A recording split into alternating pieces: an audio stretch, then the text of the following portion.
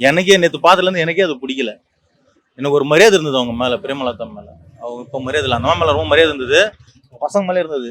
இப்போ இதுமாரி போனது மிகப்பெரிய சுயேட்சையாக இருந்திருக்கலாம், இல்லை வேற அதிமுக கூட போயிருக்கலாம். ஆனா இப்ப நேற்றுக்கு வந்து திமுக தேமுதிக வந்து முதல் முறையா கூட்டணி வச்சிருக்காங்க. சோ அந்த வெற்றி கூட்டணியே வந்து பிரேமலதா விஜயகாந்த் சொல்றாங்க. சோ இது எப்படி பாக்குறீங்க முதல்ல? அவங்க தான் அதை சொல்லிக்கணும், வேற யாரும் சொல்ல முடியாது. மக்கள் வந்து வேற மாதிரி முடிவெடுப்பாங்க இந்த தடவை.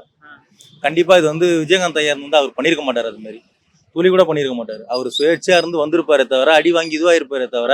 சுயேட்சையா 2016ல மக்கள் நல கூட்டணி கூட தனியா வச்சாங்க. அவரு கெத்து வேற சார். அவரு நீங்க சொல்லி அடிப்பா போல, நல்ல மனுஷன்.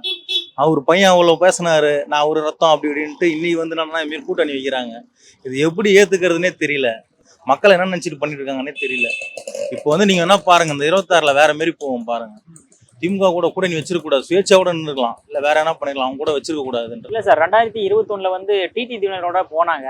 இருந்தாலும் ரொம்ப படுதோல்வி அடைஞ்சாங்க. மேபி இந்த தடவை ஒரு 4 சீட்டாவது ஜெயிக்கலாமே திமுக கிடையாது. அவங்க ஆளுங்களே உங்களுக்கு ஓட்டு போட மாட்டாங்க. நீங்க என்ன பாருங்க, எவ்வளவு பெரிய பிரச்சனையாவும் பாருங்க. ஏன் சார் அப்படி சொல்றீங்க? எல்லாம் மக்கள்கிட்ட கேட்டு, மாவட்ட செயலர்ல கேட்டுதான் இவங்க தான் சார் சொல்லிக்கிறாங்க.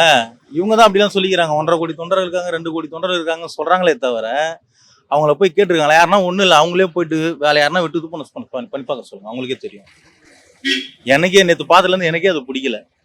எனக்கு ஒரு மரியாதை இருந்தது அவங்க மேலே, பிரேமலதா மேலே. அவங்க இப்போ மரியாதை இல்லை, அந்த மேலே ரொம்ப மரியாதை இருந்தது, பசங்க மேலே இருந்தது.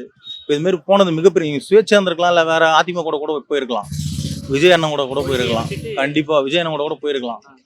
ஆனால் ஏன் இப்படி மாறினாங்கன்னு எங்களுக்கும் தெரியல. நிறைய பேருக்கு இது பெரிய இதுதான். அது அவங்க நினச்சி பார்க்குறாங்க எல்லாரும் நம்மளுக்கு சப்போர்ட் பண்ணுவாங்கன்னு, வேற மாதிரி மாறும் பாருங்க.